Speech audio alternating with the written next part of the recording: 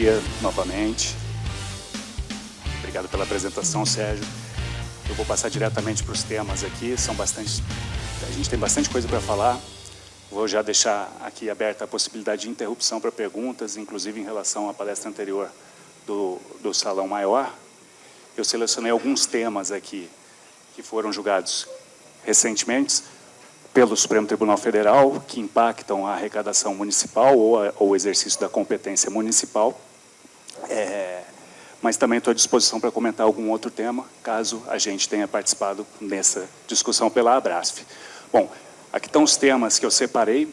Primeiro, no começo do ano passado, o Supremo Tribunal Federal julgou uma matéria super relevante, que é a cassação de decisões transitadas em julgados em matéria tributária, de forma automática, sem propositura de ação rescisória, e a possibilidade, então, de voltar a cobrar um tributo em face de contribuintes que possuem decisões que lhes são favoráveis, transitadas em julgado. A gente tem algumas oportunidades de receita em razão desse julgamento. Vou falar também um pouco sobre a taxa municipal de fiscalização de torres de telecomunicações, à luz de um recente julgado do Supremo Tribunal Federal. A gente está falando aqui do licenciamento dessas antenas, do funcionamento no território municipal. Parece que não é importante, mas a gente vai ver que tem um potencial muito importante, e é a nossa primeira vitória no Supremo Tribunal Federal em matéria de competência municipal para fiscalizar e cobrar alguma coisa das concessionárias de telecomunicação e de energia. Deduções da base de cálculo do ISS-QN, construção civil, depois de 10 anos de vigência de uma decisão monocrática da ministra Ellen Grace, em 2020, o Supremo Tribunal Federal julgou nosso recurso e acabou retomando a jurisprudência anterior do STJ, que impede a dedução indiscriminada dos materiais de construção da base de cálculo do ISS-QN. Tema super importante. Ao longo desses 10 anos, vários municípios, inclusive, mudaram suas legislações para se adequar à jurisprudência do STJ. Vamos falar um pouquinho disso. Uma decisão de IPTU também muito importante, que trata da delegação legislativa para a própria administração tributária fixar o valor venal para fins de tributação do IPTU. Tema super relevante, que começa a desengessar ali a base de cálculo do IPTU. Na verdade, a gente não está falando de base de cálculo, a gente está falando de base calculada. Eu acho que o IPTU é o único que tem a base calculada fixada em lei. Basta você ver aí, por exemplo, o ICMS, que tem a pauta fiscal, com margem de valor agregado, dentre vários outros exemplos que a gente pode dar.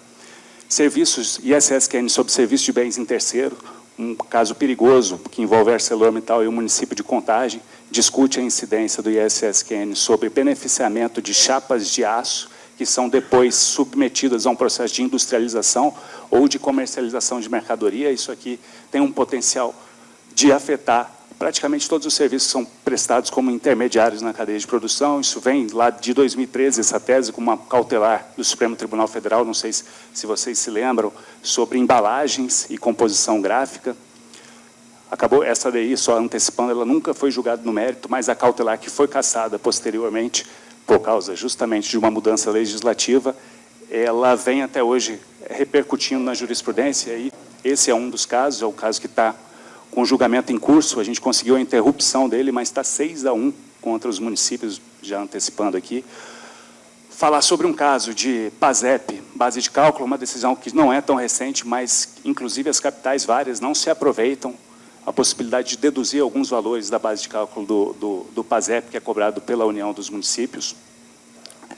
E tem alguns outros temas aqui, como imunidade de concessionárias de energia elétrica, ferrovia, saneamento, dentre várias outras, né, que a gente, desde 2017, conseguiu uma mudança jurisprudencial do Supremo Tribunal Federal nessa matéria, restringindo a concessão da imunidade para essas concessionárias, e a gente tem visto agora recentemente um movimento, uma tentativa de reversão para ampliar novamente, estender novamente a imunidade tributária para essas empresas.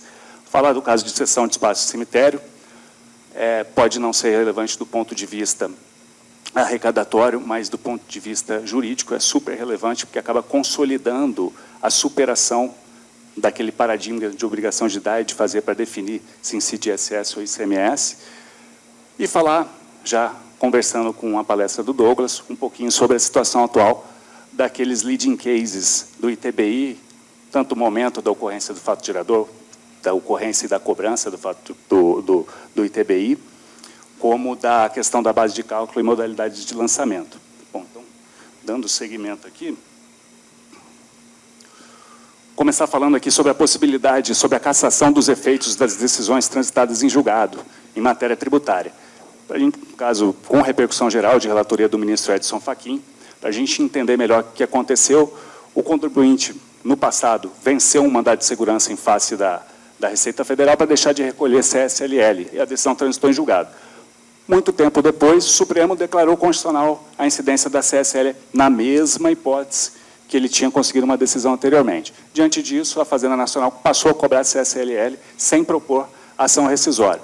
O contribuinte foi à Justiça, né, alegação de ofensa à coisa julgada. A coisa chegou ao Supremo Tribunal Federal em 2016, né, com o reconhecimento da repercussão geral da matéria atinente à delimitação do alcance da coisa julgada no âmbito tributário, justamente nessa hipótese em que o contribuinte tem uma decisão que lhe é favorável, e aí uma ressalva importante, essa decisão que é favorável ao fisco, ela tem que ser com fundamento constitucional, não pode ser fundamento de ilegalidade, tem que ser constitucional, e a possibilidade, então, de retomar essa cobrança em razão de uma decisão do Supremo Tribunal Federal, e aí a repercussão geral dizem na via do controle abstrato de constitucionalidade, que são as ADIs, ADPFs, etc. O caso foi julgado em maio de 2023, foram aprovadas 2 teses de repercussão geral. A primeira diz que as decisões em controle incidental, que são aqueles dos casos interpartes, que um propõe uma ação individual, chega até o Supremo, seu controle incidental de constitucionalidade. Eles não acarretam a cassação automática dos efeitos, depende de uma ação rescisória. O município, se quiser cobrar com base numa decisão nova do Supremo que não tem repercussão geral ou que não foi proferida em ADI, ADPF, etc., ele tem que propor uma ação rescisória. Todavia, no caso das decisões do Supremo Tribunal Federal proferidas em repercussão geral ou em controle abstrato de constitucionalidade, desde que respeitada a anterioridade, é possível retomar a cobrança. Tá? E aí a anterioridade não é dessa decisão aqui, ou do momento em que você decide começou a retomar a cobrança. É da decisão que declarou constitucional aquela incidência que o contribuinte tinha uma decisão favorável. Então, isso é importante. E não tem modulação temporal, dá para cobrar do passado. O que fazer nesse caso?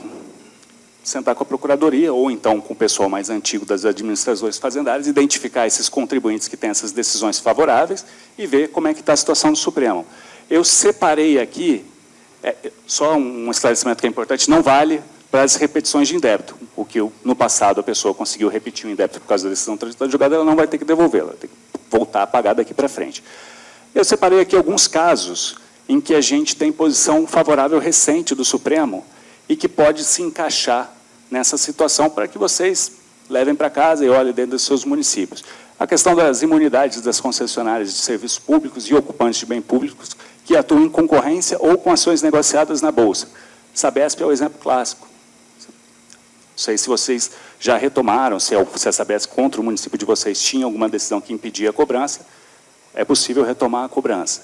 Concessionárias de ferrovias também, não conheço, assim, desde que respeitadas algumas balizas, é possível retomar essa cobrança. De energia, a gente tem um caso da CESP, aqui de São Paulo, que foi recentemente julgado pelo Supremo Tribunal Federal. A CESP foi privatizada, como vocês sabem, hoje é a Auren, e ela sequer é uma estatal, ela é totalmente detida pelo capital privado. A composição acionária ali é formada majoritariamente pela Votorantim por um fundo americano de previdência. Então, também entra, se a CESP tem uma decisão que impedia e a Auren esteja tentando se valer dela para continuar deixando de recolher, a partir de agora é possível retomar essa cobrança. E a gente tem vários outros casos, ISSQN franquias, que vários contribuintes tinham decisões judiciais contrárias, a incidência aqui, inclusive em São Paulo, se eu não me engano, tinha uma representação de inconstitucionalidade que declarou a impossibilidade de cobrar o ISSQN sobre franquias, inserção de publicidade, software, leasing, farmácias de manipulação, cartórios, construção civil, base de cálculo, uma interrogação, porque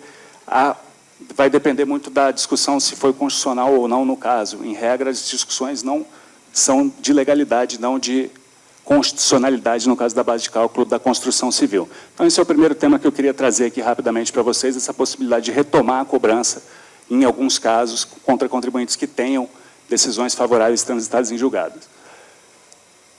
Passar agora para o tema da taxa municipal de fiscalização de torres e antenas de telecom. Um caso, eu quis colocar aqui o nome do município, eu não sei se tem alguém de Estrela do Oeste aqui, tem alguém de Estrela do Oeste aqui? Não, né?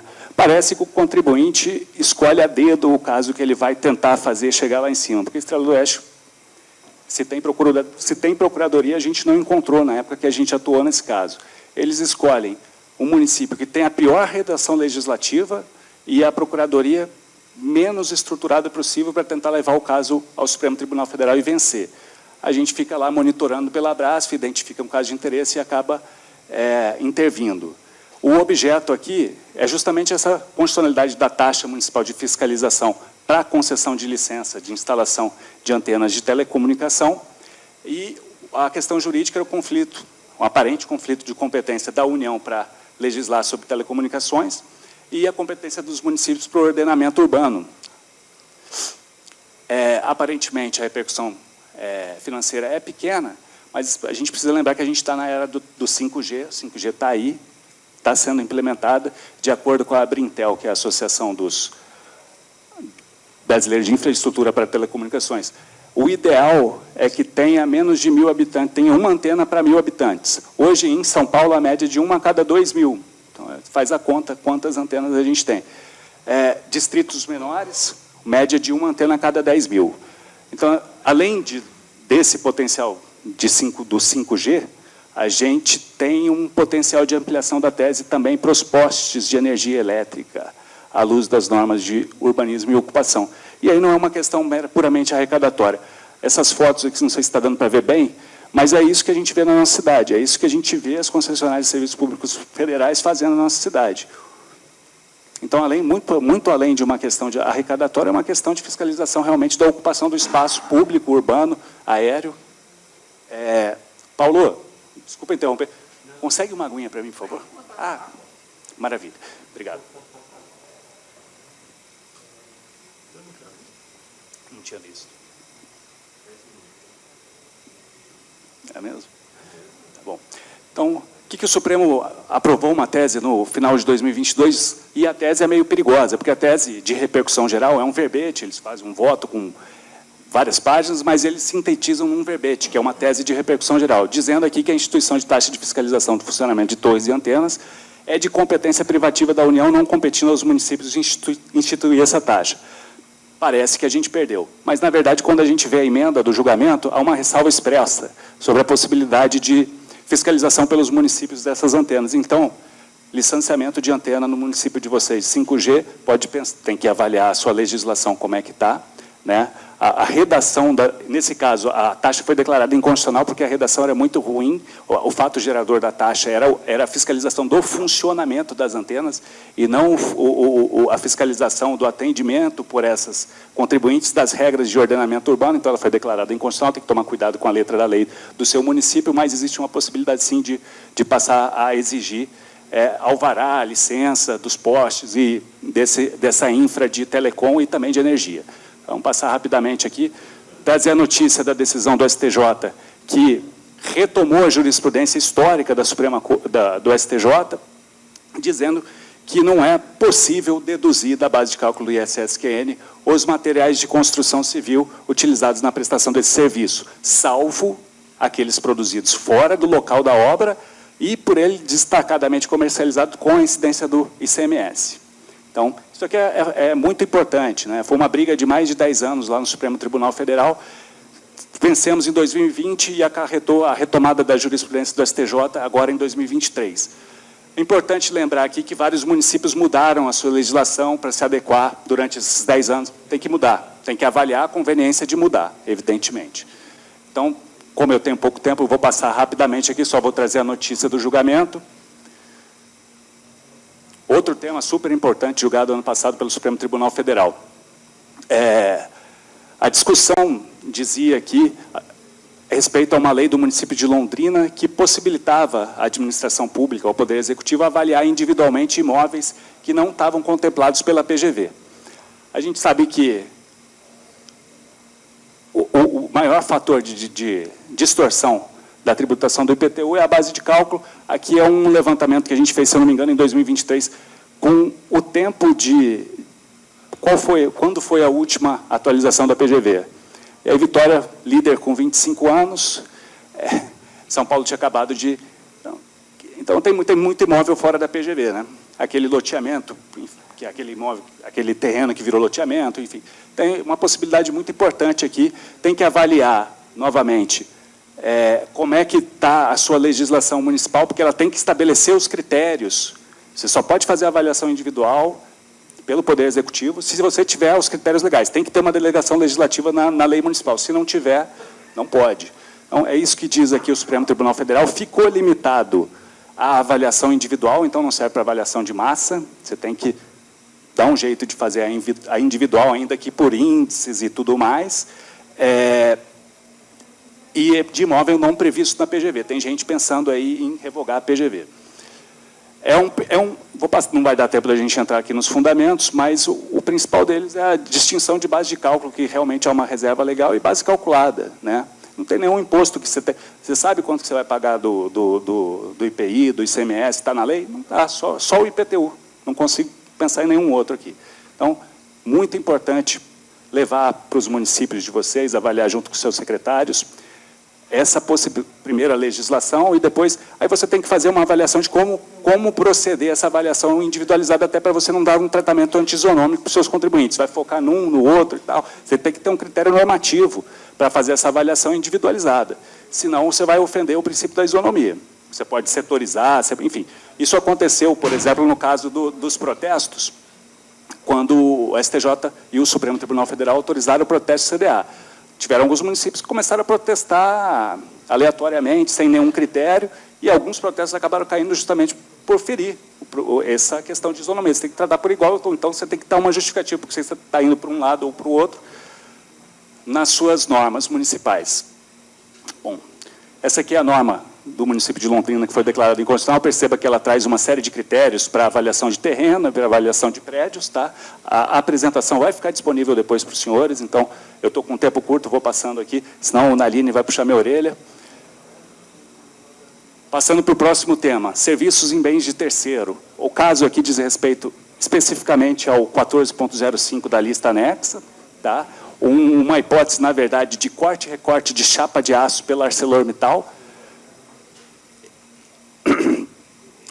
Vale trazer uma memória, né, daquela decisão de 2013, da ADI 4413, que afastou o ISSQN sob embalagens, né, composição gráfica em embalagens, quando as embalagens são destinadas posteriormente à circulação de mercadoria. Isso acontece muito. Vamos lá, lavanderia. Lavanderia é um serviço de bem de terceiro. Você vai estar lavando, vai para o hotel, não vai poder. Se isso aqui vingar, não vai poder cobrar. E aí basta pensar um pouquinho quais serviços são intermediários da cadeia, prestados em bem de terceiro e que estão no meio. É muita coisa. Acho que eu preciso... foi. Então, um risco de proliferação dessa tese jurídica para outros casos. A gente já tem 2 ADIs na mesma linha, uma proposta provavelmente, das lavanderias, a Associação Brasileira de Indústria Têxtil e Confecção, a ADI 47, 42 também proposta pela CNI. Isso aqui é muito perigoso, isso aqui é extremamente perigoso para o ISSQN. E, na verdade, o que os contribuintes, com o aval do Supremo Tribunal Federal, a princípio, estão tentando fazer é instituir a não cumulatividade do ISSQN. O ISSQN, ele é cumulativo, se ele está no meio da cadeia, não interessa. Né? Então, mas vamos lá.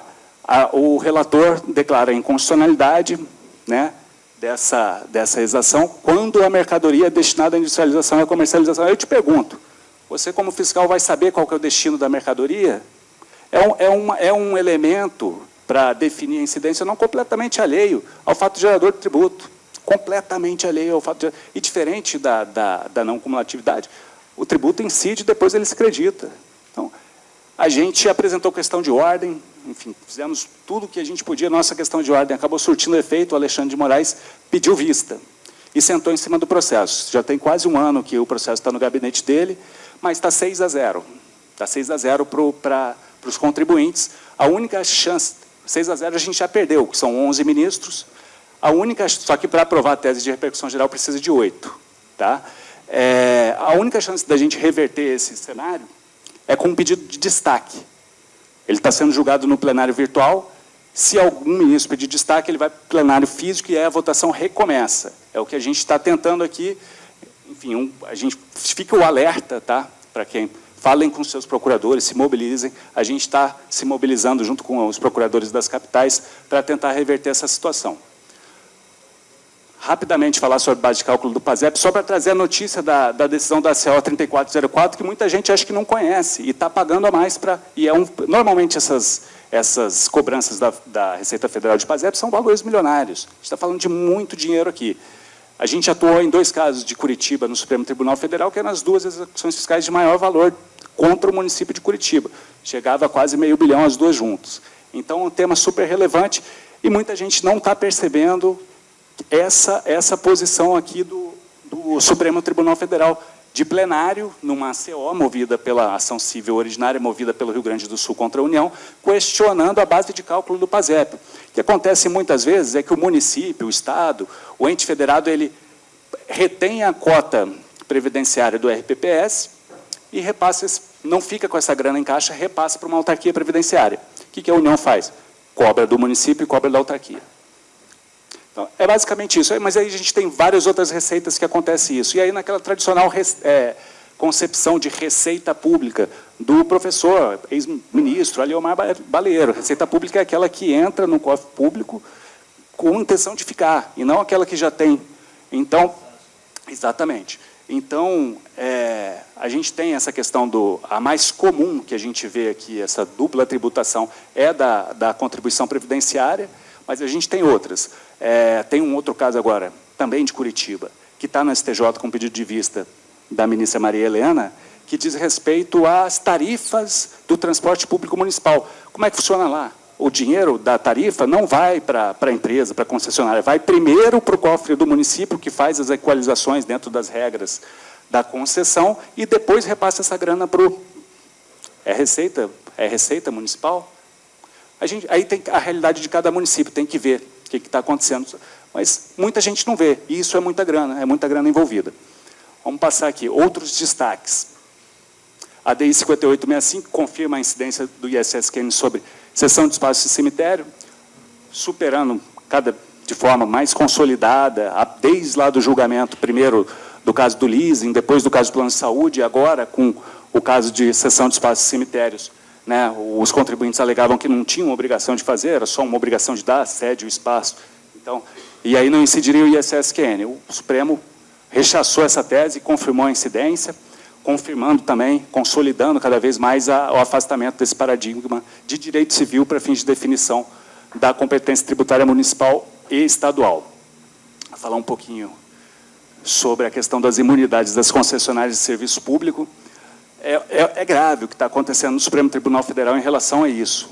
A gente tem um caso aqui dos embargos de divergência, nos embargos de declaração, no recurso extraordinário número 13.28.950, da Light do Rio de Janeiro, que é a concessionária de energia, de distribuição de energia elétrica na cidade do Rio. A Light não integra a administração pública. A Light é totalmente detida pelo capital privado. E teve que chegar no Supremo Tribunal Federal em embargos de divergência para falar que ela não tem direito à imunidade. Então, está um movimento perigoso, mas a gente conseguiu reverter. Ferrovia Centro-Atlântica S.A. também não integra a administração pública, tinha decisão que concedia imunidade. Estou encerrando já. Temos também um caso da Barcas S.A., que faz o transporte aquaviário no Rio de Janeiro, que vinha com uma decisão favorável, que a gente só conseguiu derrubar em embargos de divergência. Então, sequer entregam a administração pública. A gente está falando de imunidade recíproca entre os entes federados, que já... fundações e autarquias, que o Supremo Tribunal Federal não estende para empresas públicas também, desde que são os requisitos fixados pela própria jurisprudência do Supremo Tribunal Federal. Primeiro, participação acionária estatal majoritária. A gente está falando aqui de, repito, porque é alarmante mesmo, empresas que não integram a administração pública serem beneficiadas pela imunidade recíproca, um completo desvirtuamento do Instituto. Então, os requisitos são integrar a administração pública, direta ou indireta, com participação acionária estatal majoritária. Segundo, não atua em regime de concorrência com particulares. Terceiro, não distribua lucros para particulares e que não possua ações negociadas na Bolsa. Tá? Isso é importante reforçar esses requisitos. Aqui não vai dar tempo da gente trazer os acórdãos e tal, a gente fica à disposição por e-mail, basta mandar um e-mail para a CEFIM que a gente manda todos os precedentes que estabelecem esses requisitos aqui.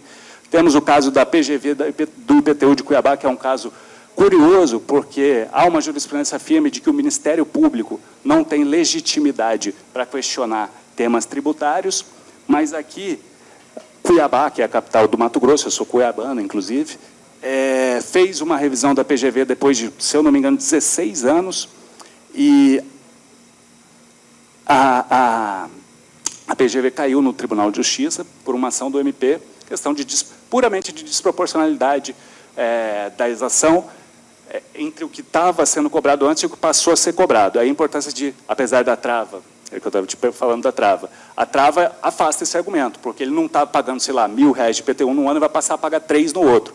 É óbvio que ele está pagando 1.000, mas ele deveria estar pagando 3 já há muito tempo. Então, ele tinha que estar feliz que demorou 16 anos para... Mas, enfim, não é assim que o Judiciário vê, e a gente recomenda colocar essas travas para... já estourei meu tempo aqui. Enfim, só para chamar a atenção aqui desse caso da PGV do IPTU de Cuiabá, que reforça a importância daquela decisão do Supremo Tribunal Federal que autoriza a delegação legislativa para avaliação individual dos imóveis não contemplados pela PGV, e aí imóvel não contemplado pela PGV, você poder fazer uma avaliação individual, é melhor que você não atualize, desde que você tenha condições de fazer essas avaliações individualizadas, ainda que setorizados e tal, dedicados a alguns contribuintes. Chegando ao fim, eu vou deixar o tema do ITBI para o nosso amigo falar. Só quero dizer aqui duas coisas. São 2 lead cases principais. O primeiro é o que discute o momento do fato gerador e da exigência do ITBI. Havia uma decisão do Supremo Tribunal Federal que impedia a cobrança do ITBI antes do registro da respectiva escritura. Essa decisão caiu. A ADI, que tinha sido movida contra as leis de registro público e etc., que exigem que os cartórios exijam o ITBI para lavrar esses instrumentos, também morreu. Então, está de pé, não tem decisão nenhuma do Supremo Tribunal Federal que impeça a cobrança antes do registro. A questão ainda vai ser julgada pelo Supremo Tribunal Federal. O Supremo não falou que pode, ele só cassou a decisão que falava que não podia e falou, vou ver melhor essa questão e vou decidir. Então, isso é importante dizer. O caso aqui que acho que é o caso com mais impacto, né, Douglas, ele não transitou em julgado, é a questão da utilização do valor venal de referência para lançamento do ITBI, a utilização, entre aspas, obrigatória do valor declarado pelo contribuinte, não transitou em julgado. Enfim, eu não vou entrar nesse tema, porque meu tempo estourou, e o nosso especialista em ITBI aqui é o querido Douglas. Tá bom? Então, eu passo a palavra para o Naline, fazer a apresentação breve do Douglas.